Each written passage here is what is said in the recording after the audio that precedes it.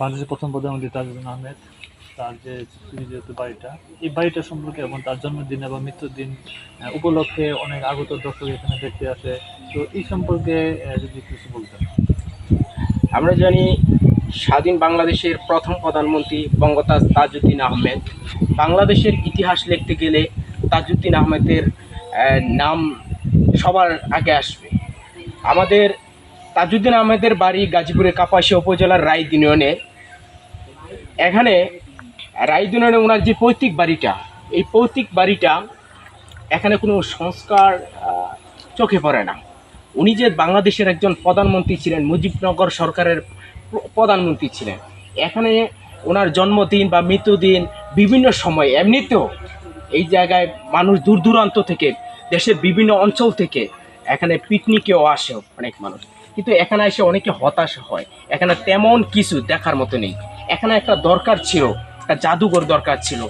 এখানে ওনার নামে একটা জাদুঘর হলে এটা বাংলাদেশের বিভিন্ন অঞ্চল থেকে মানুষ জানতে পারতো এবং এখানে আইসা অনুপ্রাণিত হতে পারতো। ওনার নামে একটা পাঠাগার হলে ভালো হতো, যেখানে অনেক বই পুস্তক থাকতো ওনার নামে, ওনার জীবনী সম্বন্ধে জানতে পারতো এই দেশের মানুষ। ওনার জীবনী বর্তমানে অনেকেই ওনার ইতিহাস জানে না। এমনকি কাপাসিয়ার অনেক প্রতিষ্ঠানে গেলেও দেখা যায় যে শিক্ষার্থীরা ভালোভাবেই তাজউদ্দিন আহমেদ সম্বন্ধে জানে না।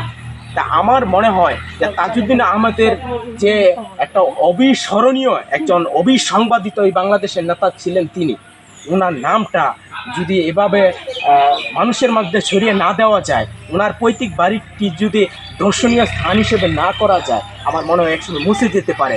আমি সরকারের কাছে একটি অনুরোধ জানাবে, বাংলাদেশের প্রথম প্রধানমন্ত্রী তাজউদ্দিন আহমেদের এই পৈতৃক বাড়িকে একটি দর্শনীয় স্থান হিসেবে ঘোষণা করা হোক এবং একে বাংলাদেশের মধ্যে একটি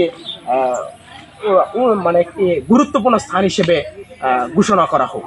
আর মানুষকে এই তাজউদ্দিন আহমেদের মৃত্যু দিবস এবং জন্ম দিবস ওই সময়ে সরকারিভাবে যাতে বিভিন্ন কর্মসূচি ঘোষণা করা হয়, তাহলে তাজউদ্দিন সম্বন্ধে এই দেশের মানুষ অনেক উদ্বুদ্ধ হবে, জানতে, শিখতে এবং বুঝতে পারবে।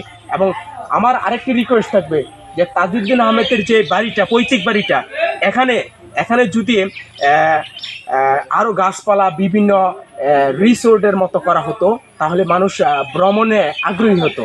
এখানে শুধু গাছপালা ছাড়া অন্য কিছু আমার চোখে পড়ে না। এমনিতেই মানুষ এখানে এসে, আমার যতটুকু মনে হয়, ওনার সম্বন্ধে জানতে গিয়ে কিছু দেখতে পায় না। পুরনো কিছু বাড়ি এখানে পড়ে আছে, এর ছাড়া তেমন কিছু এখানে নাই। এখানে যদি পাঠাগার থাকতো তাহলে মানুষ পড়তো, ওনার সম্বন্ধে জানতো। ছোট ছোট শিক্ষার্থীরা প্রায় দেখা যায় এখানে আসে, তারা ওনার ইতিহাস সম্বন্ধে জানতে পারতো। থ্যাংক ইউ, সুন্দর বক্তব্য দিয়েছেন। আর কোনো প্রশ্ন আছে?